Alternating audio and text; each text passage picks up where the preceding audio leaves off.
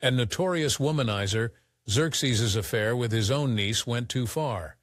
When his wife heard, she wanted to punish him. But the King of Kings was untouchable, so she devised an even more disturbing plan for revenge. Xerxes the Great was the fourth king of kings who ruled the Achaemenid Empire of Persia, known in the modern day for fighting the Greeks as well for his battle-hardened feats and massive stone structures that he left behind. In life, Xerxes spent much of his reign embroiled in the lethal and surprisingly devious Game of Thrones. Xerxes I was born circa 518 BCE, though his father ruled it was from his mother that Xerxes received his ordained royalty. She was Atossa, a daughter of the founder of the empire, Cyrus the Great. Back then, life was hard, even for a prince. But from day one, Xerxes assumed the role of the protagonist in his dramatic, adventurous life. Xerxes was named in the language of his empire, Old Iranian. Transliterated from that ancient tongue, his name means ruling over heroes. It prophesied his role, leading brave soldiers in great battles later in life. As the first of his name, he set a noble precedent too. Such was the reputation the brave king would later make for himself that his name became a staple of ancient Persian culture. Xerxes became a popular moniker for multiple rulers of the Achaemenid Empire for many successive generations. Xerxes lived thousands of years ago, so records of his life, and especially his childhood, are sparse. Though unearthed, ancient Greek dialogues have described the typical upbringing of Persian princes. From these sources we can say with some likelihood that Xerxes was raided by eunuchs, powerful religious figures dedicated to the royal family. But don't picture some dainty, spoiled prince.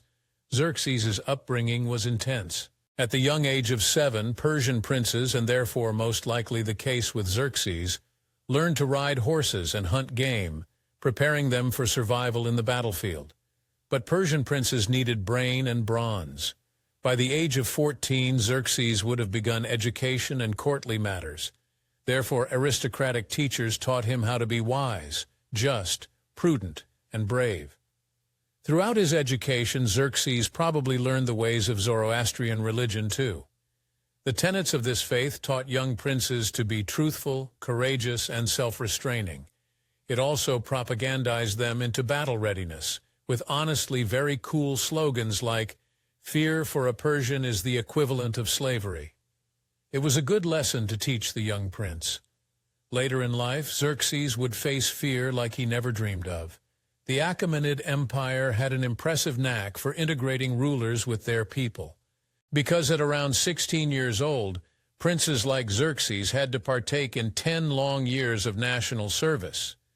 During this decade, the young prince would have learned archery and spear throwing for the purposes of hunting and war, fostered through a sense of friendly competition with his peers. But Xerxes' training still did not end there. If you thought the national service was long, in his mid to late 20s, Xerxes began the mandatory 25-year military service of all Persian princes. If he had completed the assignment, he would have achieved the status of elder and would have served the king as an advisor. However, Xerxes' sudden ascension to the throne cut his service short, but he may not have learned everything he needed to know. While Xerxes' education was broad, with many learned skills transferable to his later position, it was unclear whether he ever learned to read or write. These abilities did not hold much importance as they do in our modern world to Persian culture at the time. They relied more on oral culture to pass on stories and wisdom than on written records and literature. It's actually a large factor in why we don't know much about the prince's early life. One historical record from the Achaemenid Empire suggests that Xerxes resided in the royal palace of Babylon from around the age of 20. This would have been during his national service, and he perhaps lived there as a ward, the ruler of the city. His father may have sent him away to focus on other matters that needed attention. Xerxes' father Darius presided over an incredibly tumultuous period for the Achaemenid Empire. The later days of his rule became characterized by huge mobilization with the intention of declaring war on Greece. However, due to Darius's heavy tax policies on Egypt and his unrestrained appropriation of their craftsmen to build Persian palaces, a revolt broke out there in 486 BCE. He didn't know it yet, but the revolt would spell the beginning of Xerxes's destiny. Preparing to march on Egypt, Darius required an heir before he left on the contingency that he perished in battle. He opted to name Xerxes his successor. His choice ignited controversy immediately. Xerxes was actually his second son. His first son, Artabazon, was Xerxes' half-brother, but he was born to a commoner mother. And as if the flames of a succession crisis didn't need flaming, Darius didn't stay around much longer either. Darius's health had been failing as he planned his campaign to quell the revolts in Egypt, and he succumbed suddenly to his ailments before he even had a chance to leave. He perished at the age of 64 in October of 486 BCE. Xerxes was now the king according to Darius's wishes. But of course, the Game of Thrones isn't quite so simple. Artabazon immediately attempted to claim the throne as Darius's eldest son, but Xerxes had a convincing counterclaim, his mother. As mentioned, Atassa was the daughter of Cyrus the Great, the founding emperor of the Achaemenids who had won the Persians their freedom. Xerxes argued this blood connection made him the rightful heir over his half-brother, and he had some surprising allies backing up his claim. Interestingly, Xerxes's claim found support at court with Demaratus, the Spartan king of Euryponte. Demaratus was in exile and taken refuge in Persia, where he served as an advisor to the Achaemenid dynasty.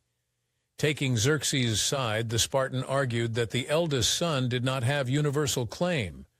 In fact, under Spartan law, the throne went to the first son born to the father while he was king. Darius had not yet ascended to the throne when Xerxes's half-brother was born, and therefore Xerxes's claim was stronger, as the court had heard enough. Xerxes won the day, and he was crowned sometime near the end of 486 BCE, at around the age of 32. His mother, Atossa, and her great authority at court were instrumental in the smooth transition of power.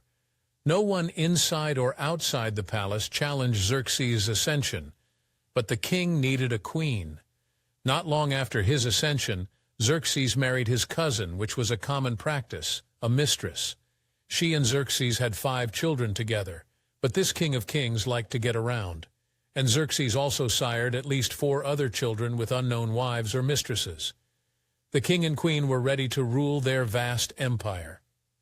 Xerxes inherited an incredibly far-reaching empire made up of multiple ethnicities.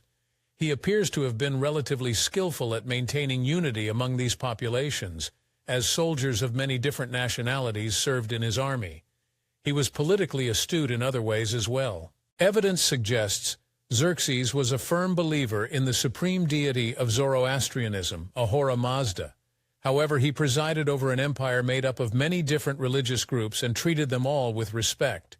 Xerxes skillfully appealed to local religious scholars when courting favor in more remote regions of the empire, and even made sacrifices to local deities.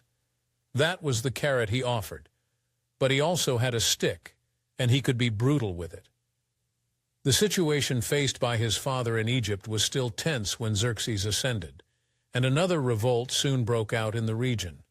The young king was eager to prove himself, and personally led his men to restore order to the region.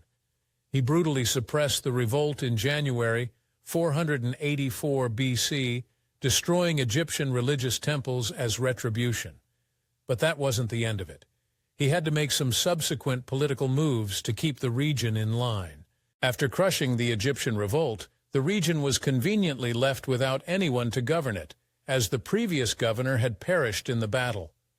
Xerxes moved to secure the region for the Achaemenids by supporting his brother as new governor of Egypt.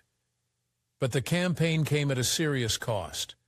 Though the suppression of Egypt was successful, it nonetheless took its toll on Xerxes' forces.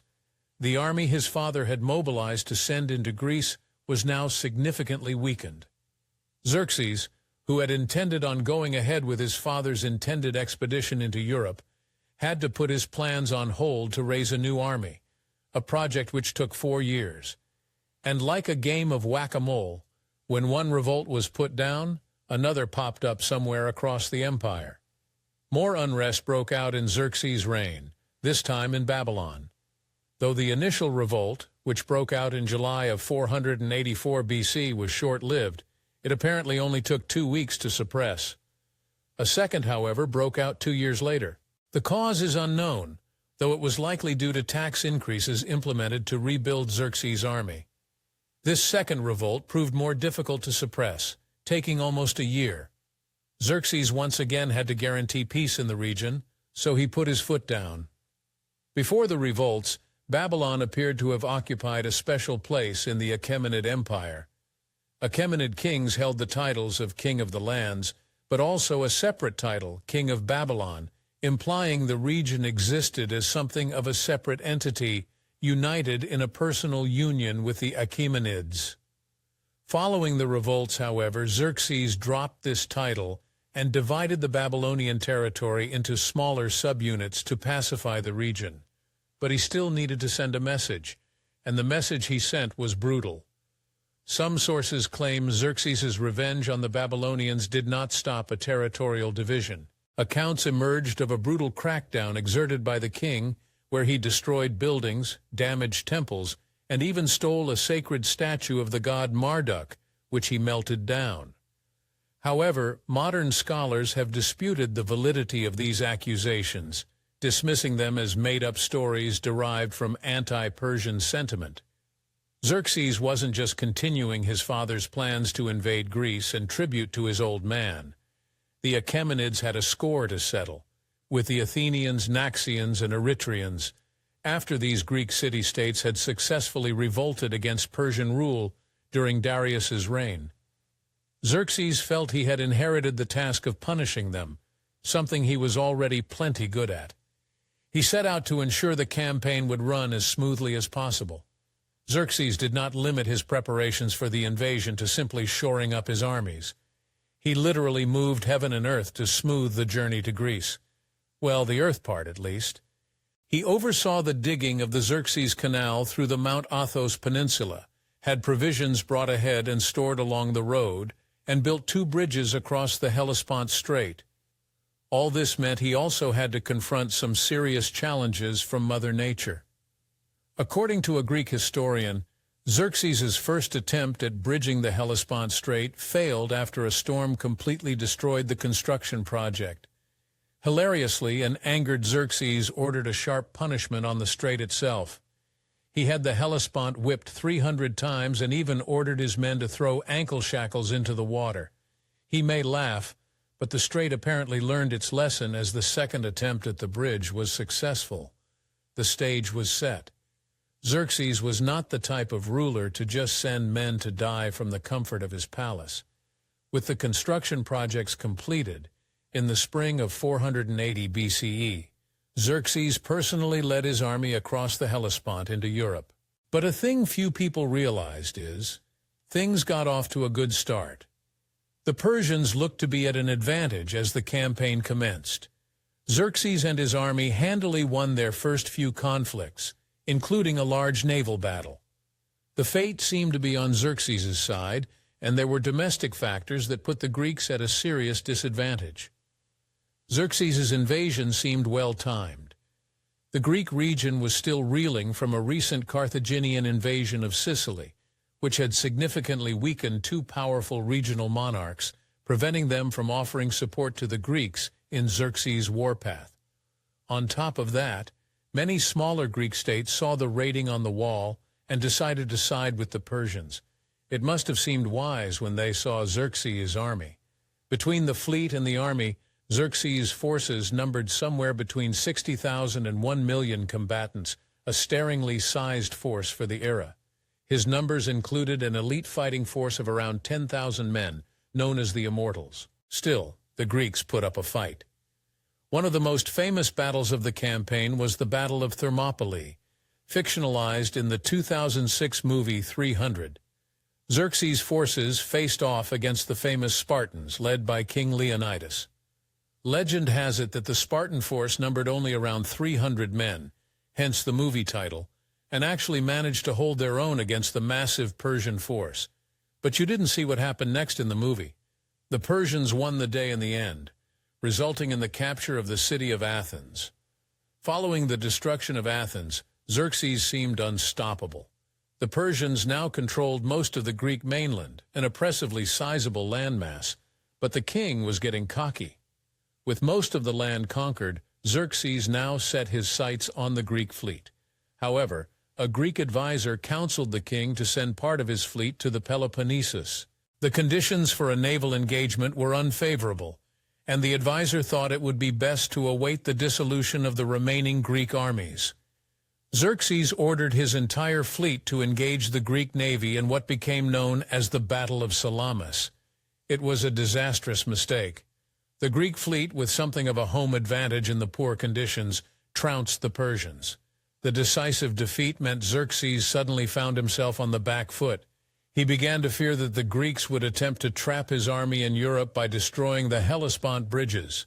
The risk was too great, and Xerxes finally decided to retreat back to Asia, taking the bulk of his army with him. Xerxes' attempts to finish what his father started had failed miserably. Now he needed a new project. Now back home in Asia, with a humiliating defeat under his belt, Xerxes set about trying to mend his legacy. He dedicated the remainder of his life to large-scale construction projects, some new and some that his father had left unfinished. Among the impressive structures of the era were the Gate of All Nations and the Palace of Darius. He felt he had to one-up his last one, however. Xerxes also had his own palace built, and he specifically insisted that it be twice the size of his father's. Though the two men had a similar taste in architecture, Xerxes had a much grander sense of scale than his dad, and ensured all structures he oversaw were imposing and colorful. Xerxes may not have been the conqueror he hoped, but he proved competent at his governing duties, ensuring the upkeep of everyday infrastructure across the empire. In particular, he personally oversaw regular maintenance of the Royal Road, an ancient trade highway built by his father. But none of this was enough to save him in the end. By August of 465 BCE, Xerxes was no more. The king was suddenly slain at the age of only 53. Adding to the tragedy, his eldest son and heir, Darius II, also croaked around the same time. The precise details of their deal are lost in the fog of time, but it appears that Xerxes was betrayed by one of the men he trusted most. Local records seem to point to the commander of Xerxes' royal bodyguard, Artabanus, as the culprit behind the assassination, with the help of a trusted eunuch. Artabanus was a popular figure at court. He was well liked among the religious elements, and seemed to have engaged in intrigue around the harems of the palace, too. Furthermore, through his powers as commander of the royal bodyguard, he had positioned his 7 sons in key positions at court, vying to take the throne for himself. One detail, however, is unclear. Ancient accounts differ on the fate of Xerxes' son on the day of the assassination. According to one source, Artabanus accused the king's heir of murdering his father, then convinced Darius's brother to slay him in revenge. A brutal intrigue, but it may have been simpler. A brutal intrigue, but it may have been even simpler. Another account accuses Artabanus of simply killing Darius II first and then killing Xerxes. After Artaxerxes discovered the plot, he allegedly slayed Artabanus and all his sons. Regardless of Darius's role, it appears this last part was true, as Artaxerxes ultimately ascended to the throne. Aside from his defeats in Greece, an alleged low point for Xerxes on a personal level was a problem concerning his affairs. A devoted womanizer, Xerxes began an affair with his niece, Artenite. When Xerxes' wife heard of the affair, she ordered Artenite's mother to be brutally mutilated in revenge. But it didn't stop there. When Xerxes' brother understandably went on the warpath, Xerxes not only offset brother, but also his nephews and every last man who rallied to their cause. Of course, we have to remember that the source for this story was the Greek Herodotus, whose histories have to be taken with a few grains of salt. As the Persians were a largely oral culture, Much of what we know about Xerxes actually comes from Greek and Roman historians and therefore should come with a pinch of salt. Indeed, many sources depict him negatively, which makes sense. He was an enemy of Greece and at one point threatened their very existence.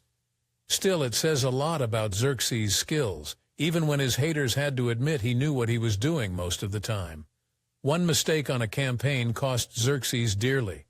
On their way into Greece, Xerxes' army had cleaned out the land of food. Even Xerxes himself wound up going hungry, allegedly surviving on bark and roots on the way home. That is going to bring us to the end of the video on Xerxes. If you enjoyed the video, leave a like rating, subscribe for more, comment below, and we'll be back with a brand new video on a new historical figure very soon. Bye.